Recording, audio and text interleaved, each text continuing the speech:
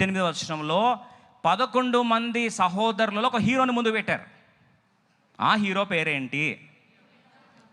18 అందరం కలిసి చదువుదాం.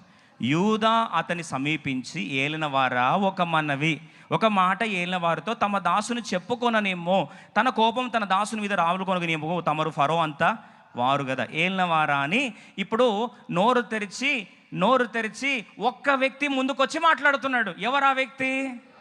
యూదా. యూదా అంటే ఇప్పుడు 11 మంది సహోదరులు ముందుకు ఎవరు వచ్చారు? గట్టి చెప్పండి. స్తుతిని ముందుకు పెడితే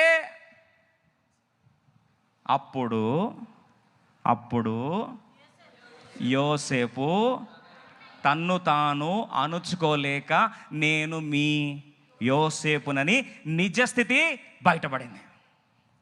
true revolution came out when prize was presented before.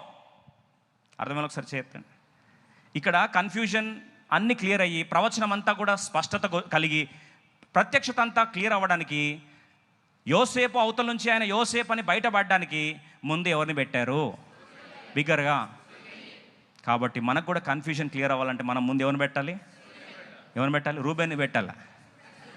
Reuben అంటే ఎవరు తెలుసు? వచ్చి కూర్చొని చెప్తాను, రూబేన్ అవును కదా మేము చేసిన తప్పు, మా తండ్రిల తప్పు, మా మీద పడింది, అప్పుడు చేసిన తప్పు, ఎప్పుడు ఏడిపే మనకు. స్పెషల్గా దేవుని మందిరానికి వచ్చి కూడా ఏడుస్తూ ఉంటారు కొత్తగా కొంతమంది. ఎట్లా తెలుసా? పందిలాగా బొర్లి తిని, కుక్కలాగా పొర్లి తిని, ఆయన నేను గట్లా చేసిన ప్రభా, నేను గిట్లా చేసిన ప్రభా. అరే ఎన్నిసార్లు పశ్చాత్తాపడతావు? దేవుని దగ్గరికి వచ్చి నువ్వు చేయాల్సింది ఏంటి? స్తుతి. ముందు పెట్టాల్సింది ఎవరిని? స్తుతి. నువ్వైతే స్తుతించడం ఆరంభించావో ఆటోమేటిక్గా స్తుతి స్టార్ట్ అయింది, అవతల నుంచి రెవల్యూషన్ స్టార్ట్ అయింది, నిజ స్వరూపం బయటపడింది అని అన్నాడు. ఏం భయపడద్దు మీరు, 2 సంవత్సరాలు కరువు అయింది, ఇంకా 5 సంవత్సరాలు కరువు ఉంటుంది. 5 సంవత్సరాలు మిమ్మల్ని కాదు, మిమ్మల్ని పిల్లల్ని కాదు, మీ సంతానమే కాదు, నాన్నే కాదు, తరతరాలు మిమ్మల్ని చూసుకునే ప్రొవిజన్ అంతా కూడా నేనే చూసుకుంటా.